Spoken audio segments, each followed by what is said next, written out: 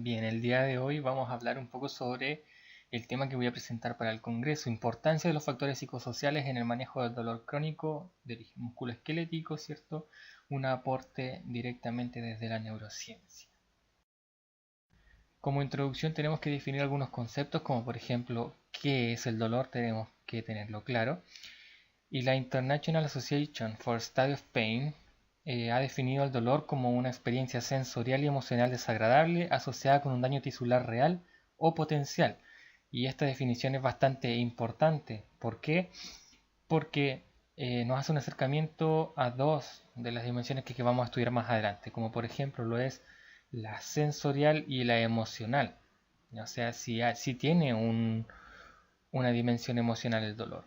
Además, está asociado con daño tisular real o daño tisular potencial. O sea, no necesariamente debe existir un daño en el tejido para provocar dolor.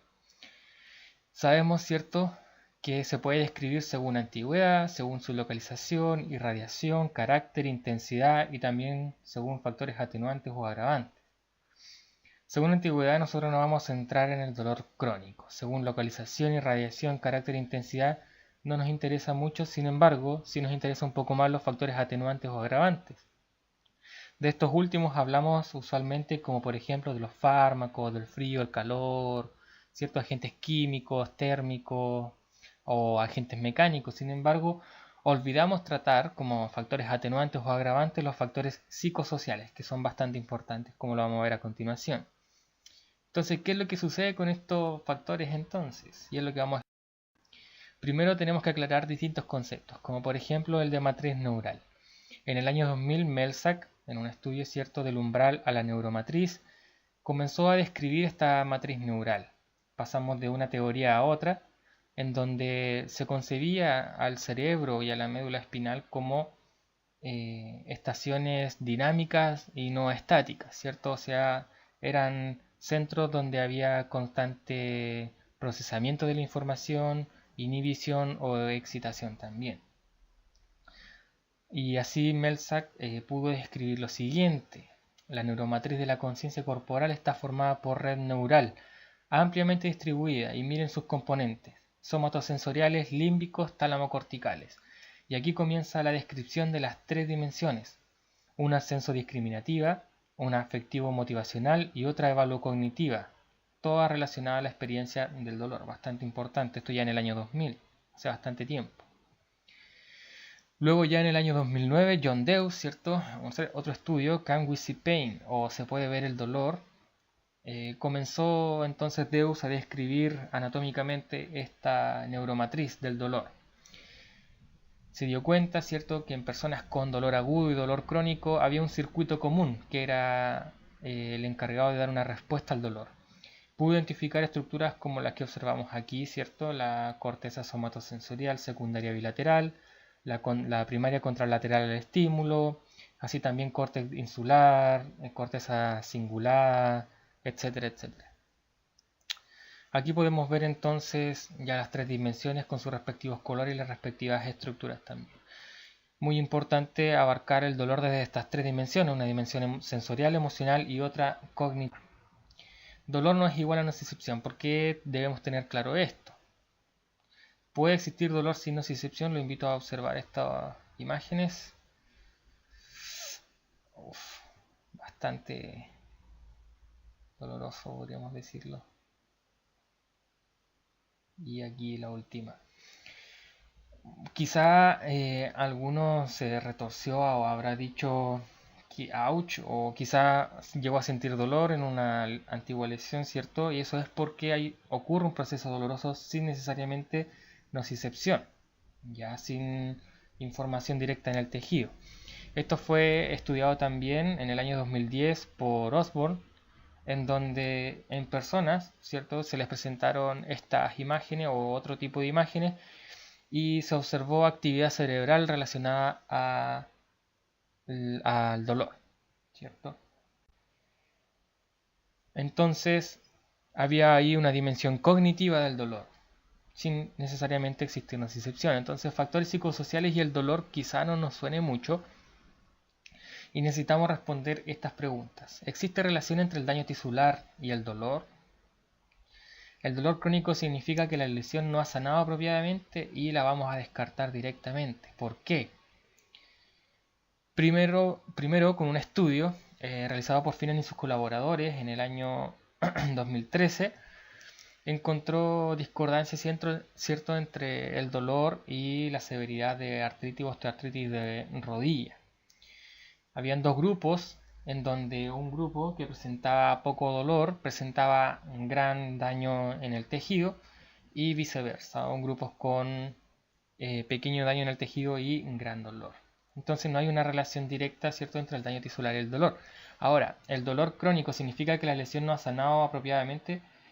¿Qué pasa con esas personas que se les ha hecho muchísimos exámenes, por ejemplo, imagenológicos, y no se les ha encontrado nada? Sin embargo, ellos continúan con dolor. Es debido a una permanencia, pero no una permanencia imagenológica o anatómica, sino una permanencia de los factores psicosociales que queremos estudiar. Por lo tanto, Finan lo que hizo fue estudiar también factores psicosociales como la ansiedad, el miedo, la depresión, catastrofismo, factores cognitivos, la hipervigilancia, incluso el estrés laboral. Se dio cuenta de que todo esto provocaba una facilitación en la activación del neuroTAC del dolor. Por lo tanto, facilitaba también una respuesta dolorosa. También fue estudiado en el quinto Congreso de la Sociedad Española del Dolor por una psicóloga que tituló a su investigación Aspectos psicosociales del dolor, en que hace la relación al revés del estudio de Finan, que el dolor provoca la ansiedad, el miedo y también catastrofismo. Y ahora si realizamos un análisis de estos dos estudios, vamos a ir viendo una bola de nieve, ¿cierto? Un círculo vicioso. Otro estudio realizado en el año 2002, o sea, estamos hablando en el año 2006 de evidencia muy antigua que quizá no se le tomó mucho el peso, titulada Contribución de factores psicosociales a la cronicidad del dolor lumbar, por Eliana Wick y colaboradores. ¿Cuál fue la relevancia de esto? Es que en el diagnóstico psiquiátrico en 389 trabajadores, un 21% solamente presentaba ausencia de una psicopatología. Sin embargo, había un 8% que ya presentaba una depresión establecida y otro 71% presentaba trastornos adaptativos con síntomas ansiosos y depresivos. Aquí observamos la relación directa entre el dolor crónico y la presencia de factores psicosociales que van en desmedro, ¿cierto?, de la salud de la persona. Ahora, en personas con fibromialgia, este estudio realizado en el 2007, ¿cierto?, por Fieta, encontró que estos factores psicosociales, esencialmente los que más vamos a nombrar durante la presentación, ansiedad y depresión, son aquellos que se encargan de aumentar o de facilitar la cronicidad del dolor. Se observó aquí activación de la región opérculo insular. Todo esto nos arroja, ¿cierto?, el procesamiento emocional para la creación de una respuesta dolorosa. Entonces, hasta este punto hemos hablado de un área emocional y de otra área cognitiva que desembocan en el dolor. No hemos hablado de lesiones, no hemos hablado tampoco de la parte biológica del dolor. Estamos hablando de que las emociones y el área cognitiva son aquellas encargadas de aumentar esta respuesta dolorosa o incluso de establecerla, porque no necesariamente debe haber un daño tisular. Ahora, González en el 2002 dice que ansiedad, depresión, disminuciones patológicas de ánimo provocan disminución en el desarrollo de actividades gratificantes.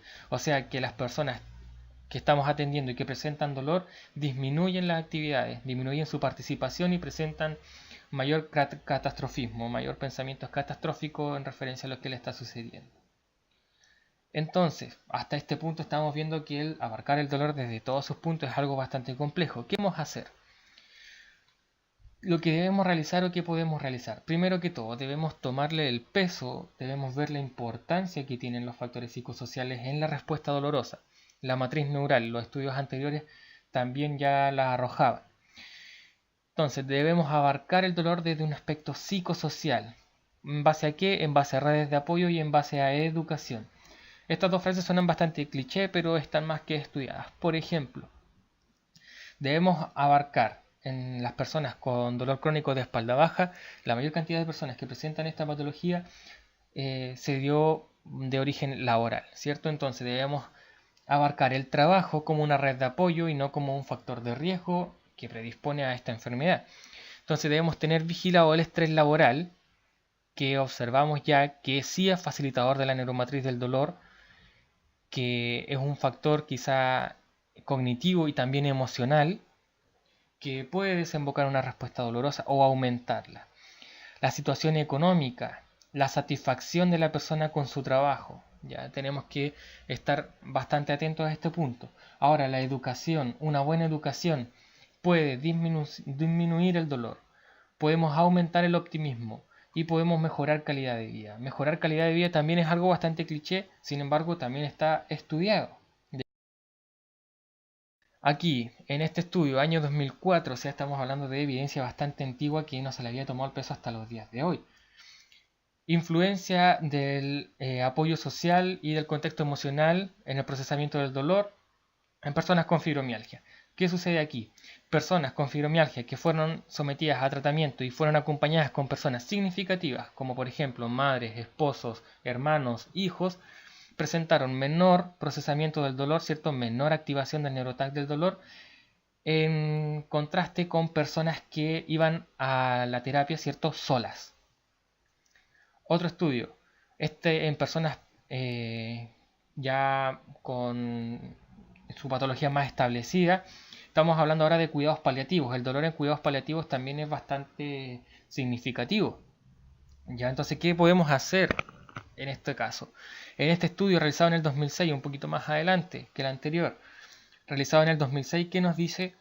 Dice que las personas que fueron educadas en cuanto a su padecimiento y en cuanto a la neurofisiología del dolor presentaban mejor calidad de vida o percibían mejor calidad de vida que aquellas personas que no fueron educadas sobre su padecimiento o sobre el dolor. Siguiente estudio, que lo cité anteriormente, la contribución de los factores psicosociales hace muchísimo énfasis en trabajar bajo este aspecto psicosocial, porque potencia demasiado la cronicidad del dolor. Otro estudio en el 2014, incrementar el optimismo revierte de cierta manera el dolor. ¿De qué manera se vio reflejado esto? Todas las personas que presentan buen nivel de optimismo también pueden hacer frente mejor a distintas situaciones. En este caso, el dolor. Por lo tanto, aquellas personas que presentaban mayor optimismo podían hacer mejor frente al dolor que las personas que no. Por último, este dolor neuropático, si bien también existe una lesión de origen musculoesquelético, este dolor neuropático con daño en los nervios periféricos también, podemos observar nuevamente ansiedad y también depresión influyendo en calidad de vida en las personas con dolor de miembros fantasma. En las personas con dolor de miembros fantasma hay que hacer un trabajo mucho más cognitivo, sin embargo, también tiene un fuerte aspecto emocional, como podemos observar. Entonces, como conclusión, ¿qué es lo que debemos nosotros realizar? Primero debemos comprender que el dolor como proceso fisiológico es mucho más que una lesión anatómica, es mucho más que una lesión mal establecida. ¿Ya? Y también debemos aceptar el rol que cumplen los factores psicosociales. La neurociencia, con este nuevo concepto de la neuromatriz, nos ofrece las herramientas para poder estudiar el dolor de mejor manera. Por último, ¿qué nos permite tomar en cuenta y aceptar el rol de los factores psicosociales? Adaptar nuestros procesos terapéuticos, dejar de enfocarlo en un modelo biomédico e intentar cambiar a un modelo biopsicosocial que desde la neurociencia nuevamente ya está evidenciado.